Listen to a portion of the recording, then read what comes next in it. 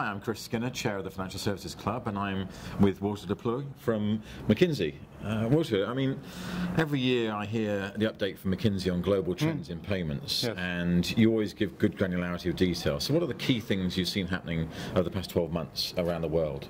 I think the key thing, which is always something that's a little bit hidden, that's been happening is the impact of interest rates on the profitability of payments. Because when we look at payments, we say it's not just about the transaction side of the business, it's also the liquidity side of the business.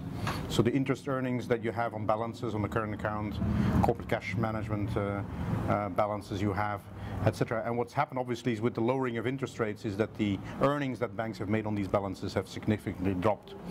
So the number one thing that has hit banks over the last 2 years is significant drop in earnings on payments because of these reduced interest rate earnings. We do see that coming back, that's one. Two, we're quite optimistic about the secular trend, which is still for transactions to grow, and therefore eventually the payment business itself keeping a steady growth rate of somewhere around 8 or 9% a year in terms of top line growth over time, and therefore being quite an attractive business, not only because of that profitability, but even more importantly because of the liquidity it provides obviously to the banking sector. I guess one of the questions that has always struck me looking at payments processing and transaction services is how well banks understand the cost, income and profitability model per transaction, per process. Do you think there is a good handle on that? In general, I think it's quite poor in terms of how people understand the business and the drivers of profitability.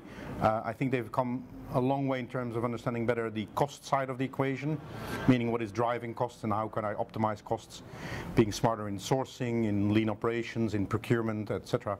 I think what they've understood less well is what's really driving the top line in payments, meaning what's going to generate more earnings, and behind that is also a poor understanding of what actually are the needs of the customers that I can really work on and use to get more sticky customers in terms of balances, more sticky customers in terms of transactions that they will do with me instead of other clients, etc. It's certainly true in the consumer space, in the small business space. It's a bit better in the corporate space because they're obviously defining what the need is of a corporate treasurer is a little bit more easy because it's business oriented and therefore easier. But in general, I think the top line is poorly understood, and that comes from a poor understanding of what drives behavior from the consumer and the customer side. I think you're right. I've been quite surprised recently to see things that are very crude pricing policies, to be honest. There was an announcement just the other week that JP Morgan is going to introduce a $5 fee for an ATM transaction in the States, and there's a huge outcry over this. Yes.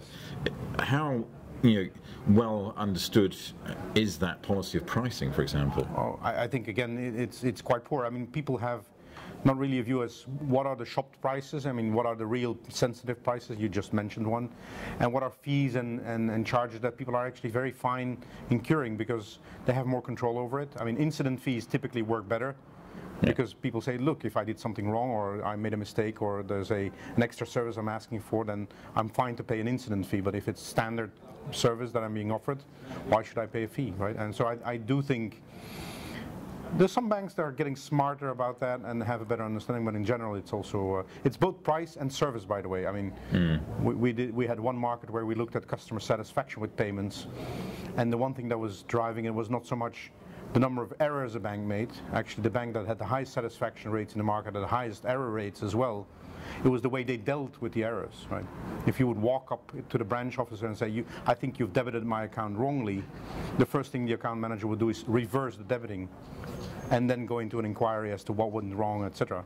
Whereas those banks that scored lowly maybe made less errors, but when somebody walked up to them and said, look, I think you made a mistake, they put them in a procedure that took 2 or 3 weeks before they got an answer. So I think a lot of that has to do with understanding what defines good service to a customer. It's obviously trying to do your best in terms of initial service, but it's also how you deal with them when something goes wrong. So looking at the trends this year, and I know you're tracking the profitability and the revenues that banks are making out of transaction services and payments, what do you see as maybe the headline figures that will come through and the compound growth that you're seeing through payments processing? Well, I think we're quite bullish. I think top line we see growth picking up again in the 7-8 percentage points for European payments.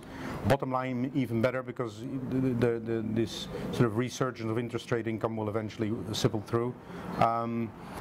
That's sort of the underlying current. Against that, there will be some counter effects. One is that obviously people will fight for liquidity much more hardly, and therefore will be willing to give concessions to customers much more than they did in the past, because it's not only payments that they want the liquidity, and obviously the funding rates of banks are now becoming a critical issue.